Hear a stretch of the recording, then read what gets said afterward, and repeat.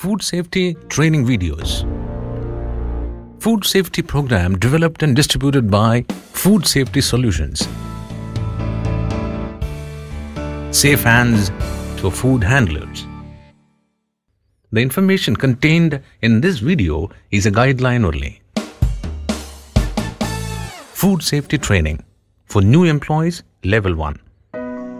It's for the newly joined employee in the organization or employee who has not done the food safety training till date. Welcome everybody.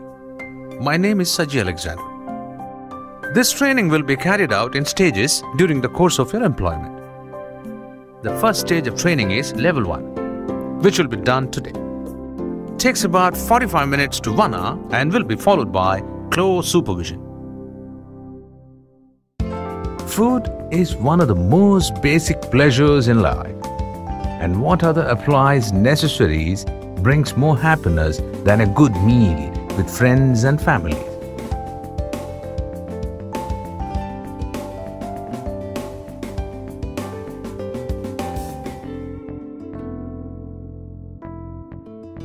But food has to be safe and to be truly enjoyable. The following was developed to teach food workers like you the basic of food safety, what you need to know to keep you and your customers safe.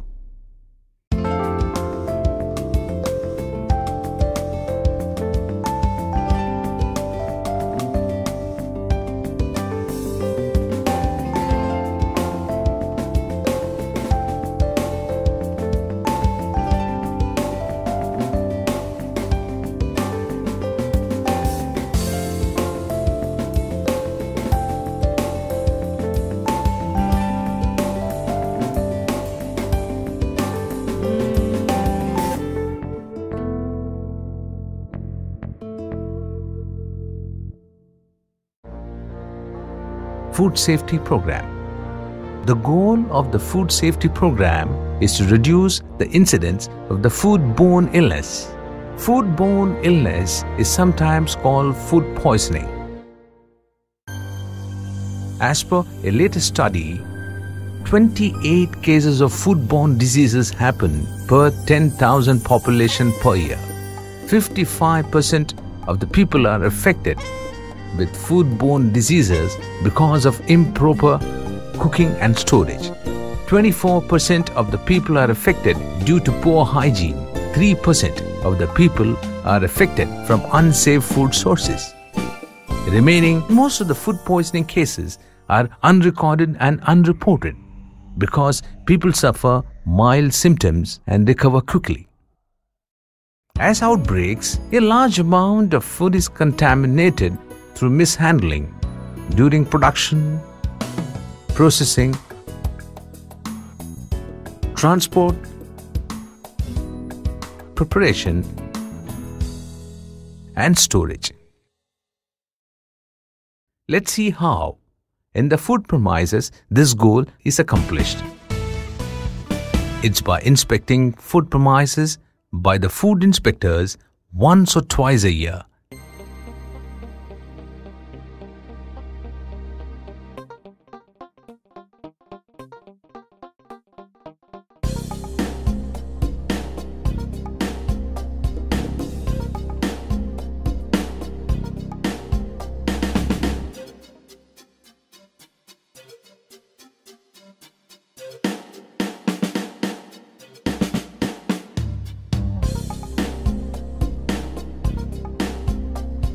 Educating their owners and employees.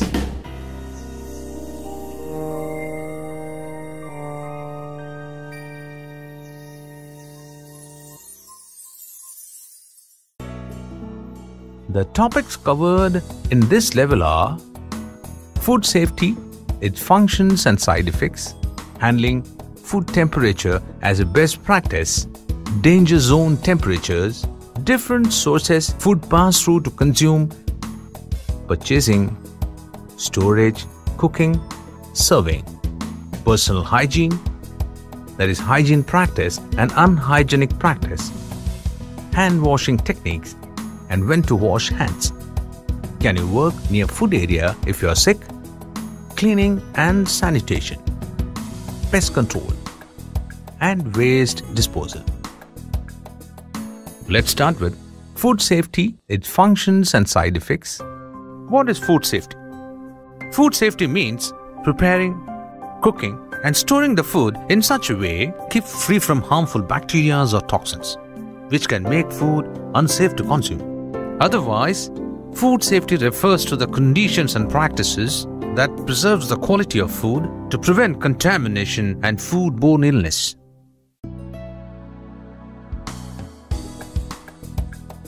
Food safety, its functions and side effects, how it functions. Food can be contaminated in many different ways. Some food products may already contain bacteria or parasites. The germs can spread during the packaging process if the food products are not handled properly. Failure to cook or store the food in the right way can cause further contamination. Properly handling and preparing food greatly reduces the risk of causing foodborne illness. Side effects. Poor food handling and inadequate food safety can cause infection.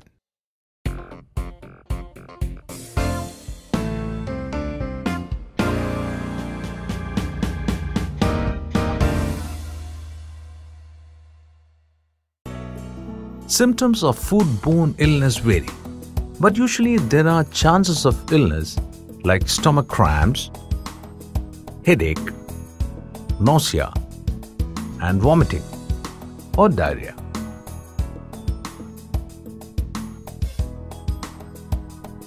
Foodborne illness may be severe and life-threatening,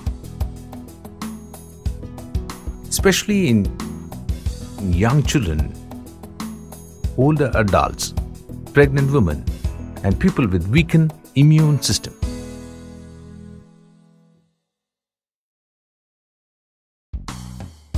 Next is handling food temperature, the best practice. Handle food as little as possible. Like on preparation, work with small batches and finish cooking. Or after cooking, divide the food from large container into smaller ones. This will keep food out of the danger zone.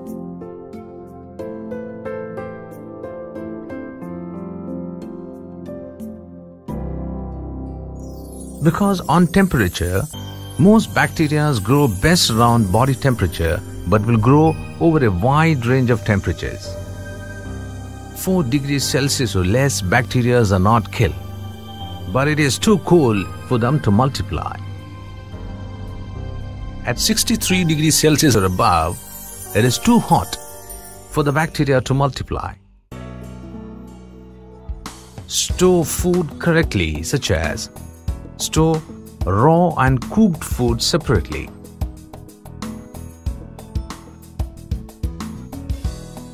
Cold storage temperature should be between 0 to 4 degrees Celsius.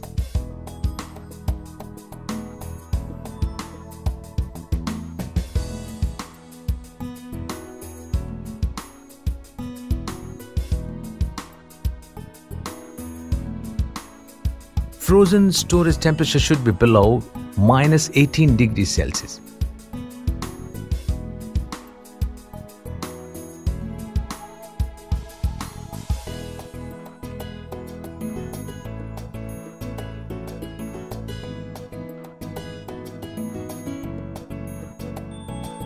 Hot food temperature should be above or greater than 63 degrees Celsius and above.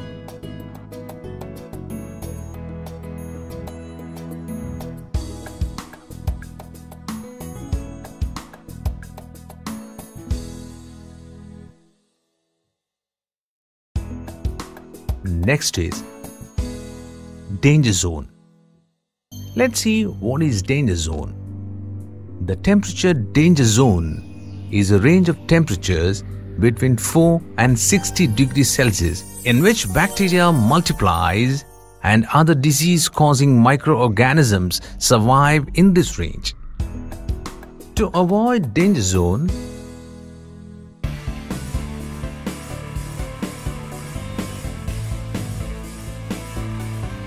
the food should not be left outside unattended.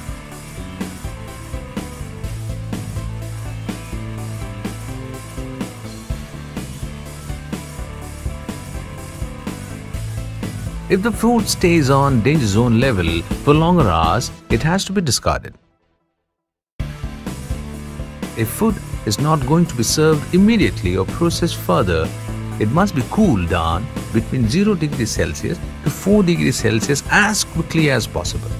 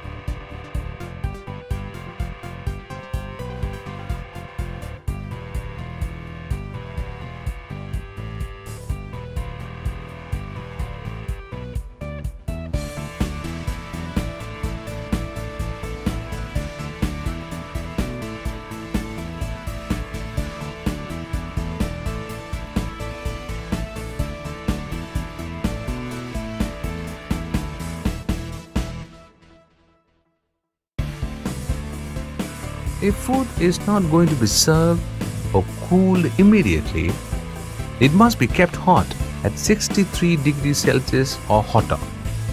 This temperature will prevent the growth of bacteria.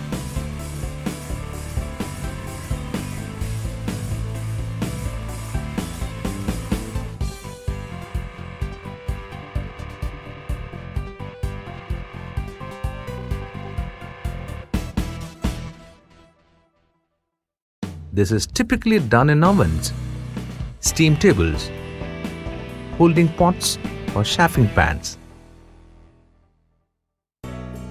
Next is different sources food pass through to consume. Purchasing and receiving. Storage. Cooking. Serving. Personal hygiene, cleaning, pest control, and waste disposal.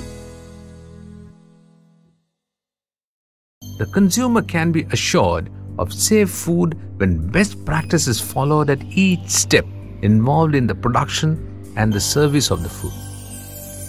One way to think of how important each step is as being a link in the overall food safety chain. If the chain breaks due to poor food safety practices in one area, the entire chain falls apart and the food cannot be guaranteed as safe to eat.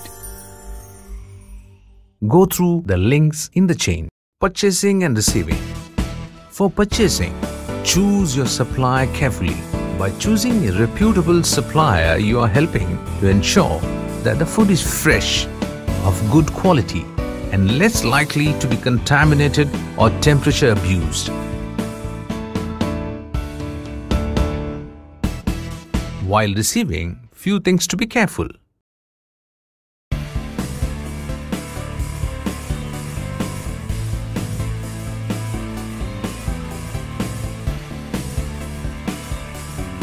Check the temperature of delivered food. They must be the same temperature as your storage temperature. Use only grade A eggs, pasteurized milk products, and meat from inspected source. Check cans for dents and packages for leaks and tears.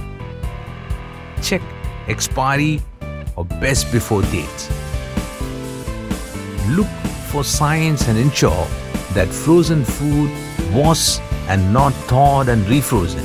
It means frozen product should be below -18 degrees Celsius while receiving it. It has to go straight to the freezer. Otherwise, if it's thawed, can't be refrozen again. Check product for signs of spoilage, insect and dirt. Check meat products for freshness, that is bright color, no odor. The second stage of food chain goes to storage. After delivery, the food items must be stored in the right area as soon as possible.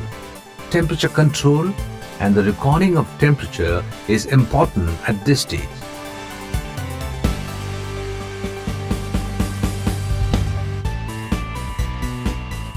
Frozen food must be stored at -18 degrees Celsius. Refrigerators and refrigerator display units must be 4 degrees Celsius or cooler. Dry storage areas should be from 10 degrees Celsius to 21 degrees Celsius. Store raw and ready to eat or cooked food separately. Never store raw food above ready to eat or cooked food. This may cause the dripping from the raw food may contaminate the ready to eat or cooked food. Keep food covered all the times. Keep all the foods labeled. Rotate stock. First in, first out. New stock should be placed behind or under older stock. Store all food 15 centimeters, that is 6 inches, off the floor to facilitate cleaning and deter pests.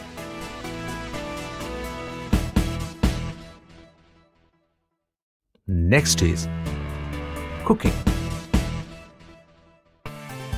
Cooking takes food from refrigeration or freezer temperatures up through the danger zone to temperatures where bacteria are killed. The internal cooking temperature to remember for all foods except whole poultry is 75 degrees Celsius.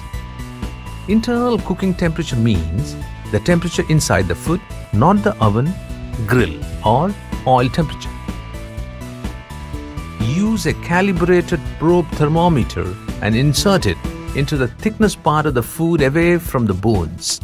Cook stuffing separately, but if you prefer to stuff meat, make sure that the temperature of the stuffing also reaches 75 degrees Celsius or hotter.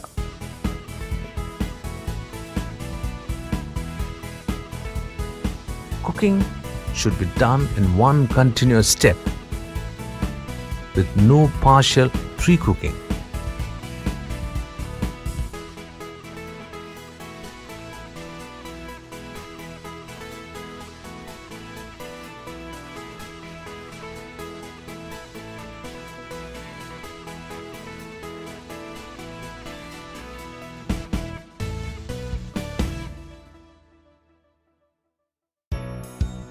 Avoid overloading ovens, fryers, as the heat may not penetrate into the food evenly. While cooking an item with different types of meat mixed together, cook to the highest required temperature.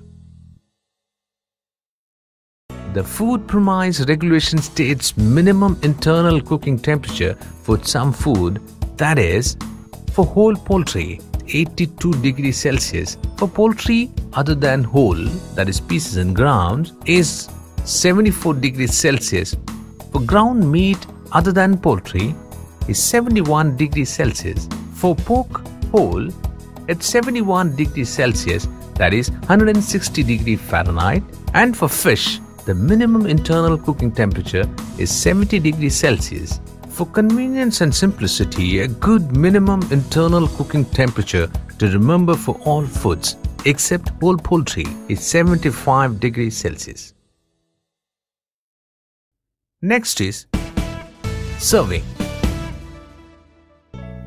Whether the customers are served by servers or they serve themselves, steps must be taken to ensure that the food is not contaminated or temperature abused.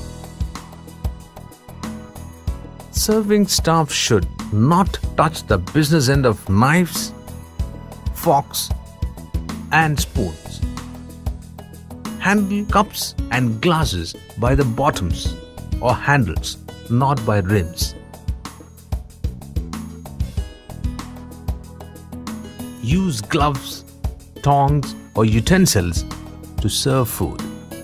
Self-service or buffet. Provide adequate spoons or tongs to reduce the temptation of the customer using their hands. Protect food with sneeze guards or other shielding in the buffet counter. Not mix the old and the new food items. Ensure proper hot and cold temperature is maintained on the buffet counter.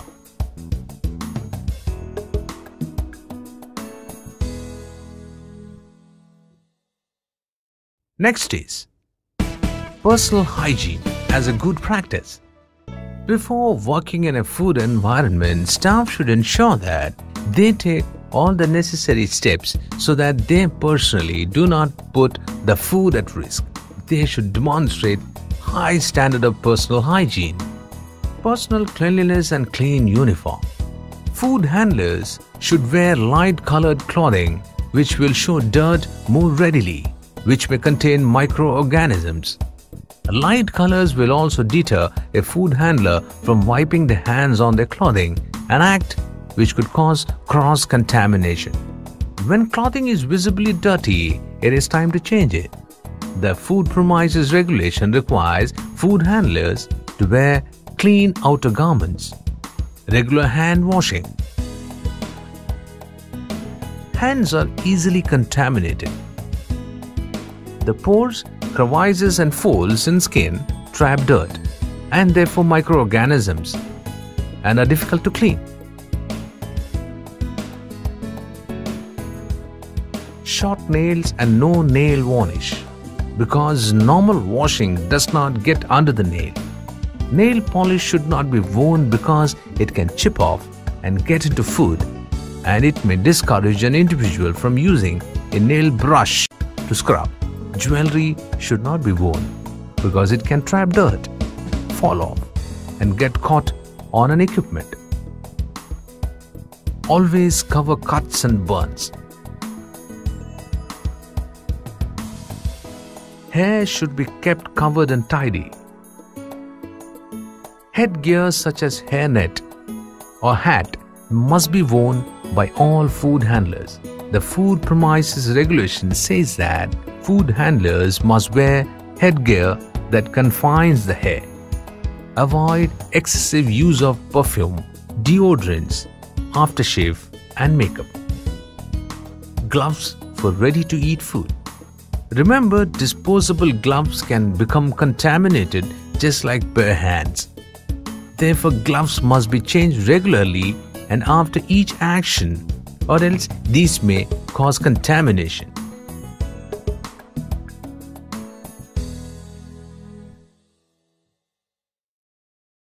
Unhygienic practices. Some people have personal habits which may be acceptable in their own home, but not while preparing food for other people. When working in a food area, you must avoid smoking, chewing, spitting, coughing, sneezing.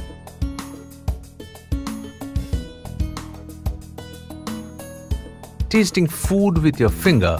When tasting food, do it in such a way that microbes are not transferred from your mouth to the food. Include using a disposable spoon and throwing it out immediately. Handling food after touching your nose, skin, face and head.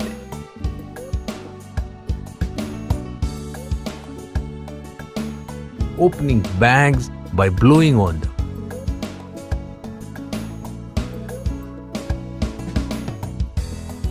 Not washing hands after using toilet. Hand washing after urinating or defecating is very important. You may be unaware that your hands are contaminated, as toilet paper is not an effective barrier and microorganisms can pass through it.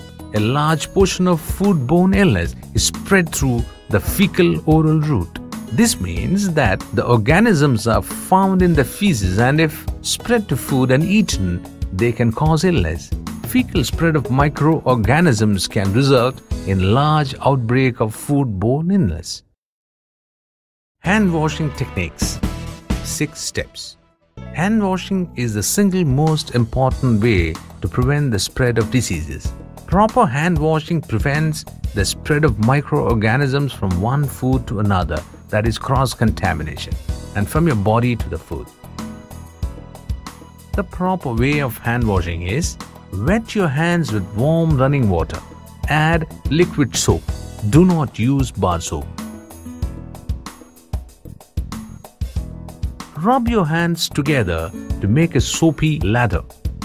Do this away from the running water for at least 15 to 20 seconds. Being careful not to wash away the lather, rub your hands together, the fronts and the back of your hands, as well as thumbs, between your fingers and under your nails. Rinse your hands under warm running water. Dry your hands with a clean paper towel. Turn off the tap with the paper towel. This is a place where most of them make mistakes. That is, people throw the paper towel in the bin and close the tap with bare hands. The tap should be closed with using the paper towel. Hand washing in the kitchen must be done in a separate designated hand washing sink. This is to prevent contamination of sink and food or utensils that may be washed in them. This hand washing sink must be located close to where the food handling is performed in order to encourage its use. Now let's see when to wash hands. Handling raw food, touching hair, face, etc., sneezing or coughing, smoking or chewing gums, eating or drinking, cleaning, after handling money if at the counter, after going to the toilet or washroom. Next is, can you work near food area if you're sick? If you're working near food when you're sick, in particular if you have diarrhea or vomiting, you're putting the safety of food at risk. When you're ill, the body is producing and discharging even more pathogens than when they are healthy. People with symptoms such as diarrhea, vomiting, jaundice, persistent coughing or sneezing must not handle food or wash dishes. They must stay at home. Therefore, if you have diarrhea, then you must stay at home and you must not return to work until 48 hours after the diarrhea clears up. This is because while you may feel better, the microorganisms are still present in your body and could spread to the food. Do not work near open food and report to your supervisor if you are suffering from illness that affects the safety of food.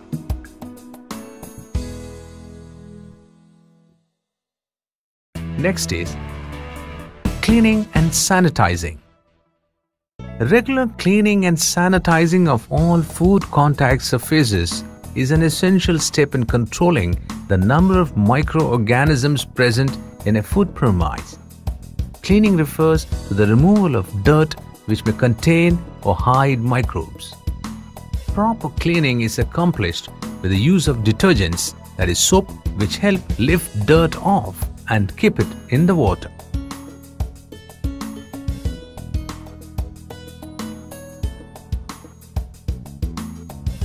Damp wiping cloths provide the perfect place for the microorganisms to grow.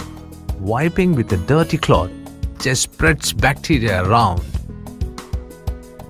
launder them regularly and after they touch juices from raw meat.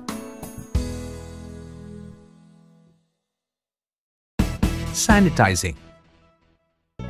Sanitizers are essential because they help to kill most of the organisms present. There are many different kinds of sanitizers available from many different manufacturers. The active ingredient in this sanitizer is usually one of the chemicals listed in the table, that is iodine, with a concentration of 25 parts per million and a water temperature of 24 degrees Celsius and a contact time of 45 seconds. Coming to chlorine, concentration of 100 parts per million with a water temperature of 24 degrees Celsius and a contact time of 45 seconds. One of the most readily available and cheapest sanitizer, which is the active ingredient, is bleach. To make a solution of 100 parts per million of chlorine, mix 10 ml, that is 2 teaspoons of bleach, for every 4 liters of water. For chemical sanitizing, test strips must be available. Few points to be noted are: clean as you go. Kitchen staff must keep working areas and equipments clean and hygienic all the time. Proper method should be followed in the area of cleaning and sanitizing, as discard any food stuff or spoilage left on the work surface.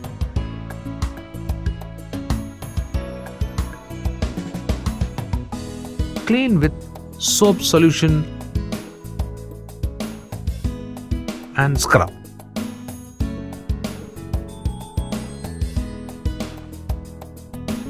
Clean with lukewarm water. Then use a sanitizer in the proportion mentioned.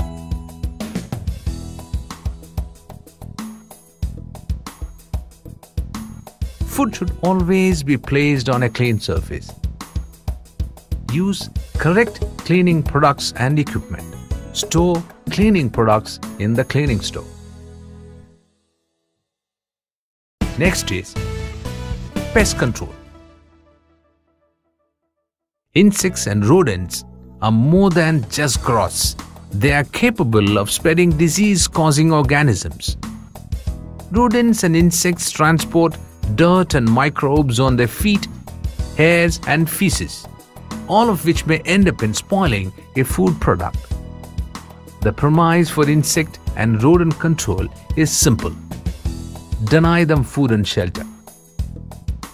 Once an infestation has started, it is very hard to contain it completely, so prevention is very important. As a food handler, you have the responsibility to report any signs of pests. Few points to be noted are: for rodents and insects, look for signs like footprints, droppings, webbing on packages, torn packages, etc. If you find any, report to the supervisor or in charge so that they can take immediate action. Screen doors and windows to keep flies out. Inform if you see holes in the premises. Check deliveries for infestations. Eliminate water and food sources. Fix leaky faucets and do not leave water in sinks or buckets. Rotate stock and use first in, first out.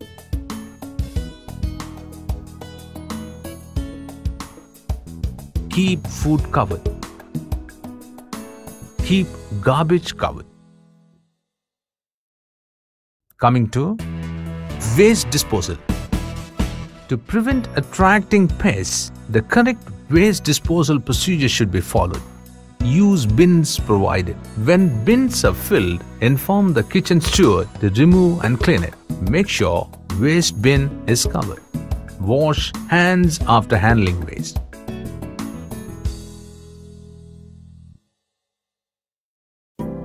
Let us revise what we have learned in today's session. Food safety, its functions and side effects. Handling food temperature as a best practice.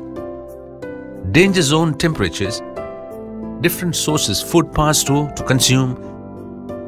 That is purchasing, storage, cooking and serving. Personal hygiene. That is hygienic practice and unhygienic practices. Hand washing techniques and when to wash hands, Can you work near food area if you're sick? Cleaning and sanitation, pest control, and waste disposal.